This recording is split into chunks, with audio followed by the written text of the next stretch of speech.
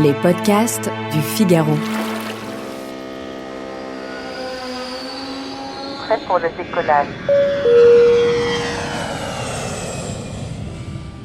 Quand on parle d'échange de maison, on pense tous à The Holiday, ce célèbre film de Nancy Meyers qui met en scène Cameron Diaz et Kate Winslet.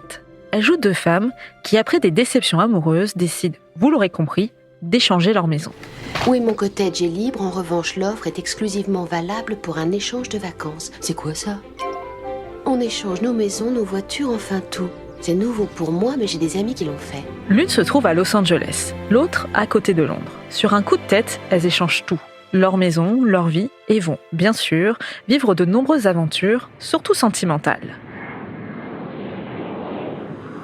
Bon, je vous promets pas une comédie romantique, mais l'échange de maison, c'est un très bon moyen pour faire des économies pendant ses vacances, surtout dans un contexte d'inflation. Et cette façon de voyager séduit de plus en plus d'adeptes.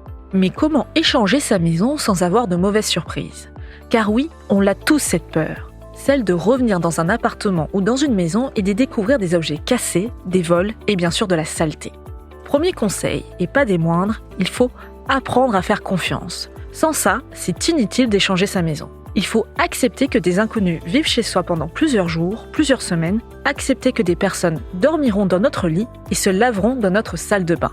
Mais pour permettre une confiance optimale, il y a certains réflexes à avoir. D'abord, celui de choisir la bonne plateforme sur laquelle vous allez échanger votre maison. Il faut voir celle qui vous correspond le mieux. Il y en a plusieurs sur le marché.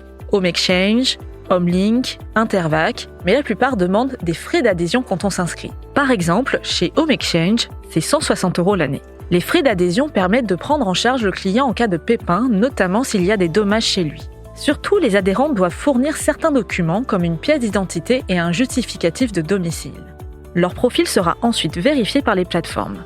Seule la plateforme Switch Home est entièrement gratuite et repose sur un principe de totale confiance de la part de ses adhérents. Cette confiance, le nerf de la guerre, s'acquiert avec le temps. C'est pour ça que si vous avez un projet d'échange de maison, il faut s'y prendre plusieurs semaines, voire plusieurs mois à l'avance. On prend le temps de parcourir les offres, puis de discuter avec les personnes sur la plateforme. Le dialogue est la clé. On peut s'envoyer des photos et des vidéos, fournir un guide complet d'utilisation de la maison. Comme ça, on anticipe certains déboires.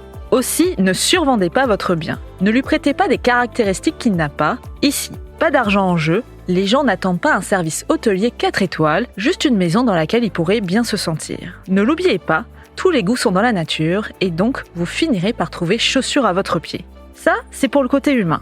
Passons à l'administratif. Un conseil avant de se lancer dans l'aventure, il faut vérifier en amont son contrat d'assurance, notamment pour connaître sa couverture en cas de dégâts potentiels. Pour rappel, en France, la responsabilité civile s'applique quand on cause un dommage chez une personne. Aussi, certaines plateformes proposent une caution. Comme ça, en cas de casse, vous pourrez être remboursé. S'il y a échange de véhicules, là aussi il faut vérifier au niveau des assurances et potentiellement souscrire à une assurance spéciale si vos invités ne résident pas en France. Si vous êtes locataire, oui, vous pouvez échanger votre appartement ou votre maison. Pour cela, il faut juste vérifier qu'il n'y a pas de stipulation contraire dans votre contrat de location. Enfin, pour les plus stressés, une solution pour se sentir rassuré, établir un contrat. Alors certes, pour le côté confiance, on repassera. Mais au moins ça permet de mettre les choses au clair. On y inscrit les pièces où les personnes peuvent accéder, ce à quoi elles ont droit dans votre maison, ce qui se passe en cas de casse, bref, pas d'entourloupe. Tous les adeptes le diront, une règle prévaut quand on échange sa maison, on en prend soin comme on voudrait que nos invités prennent soin de la nôtre. Un principe basique, presque biblique, mais qui vous assurera à coup sûr des vacances réussies. Merci d'avoir écouté ce podcast. Je suis Sophie Vincelot, journaliste au Figaro. Vous pouvez retrouver Questions Voyage sur le site du Figaro, Figaro Radio et sur toutes les plateformes d'écoute. Si vous avez aimé cet épisode, vous pouvez vous abonner et donner votre avis. À bientôt.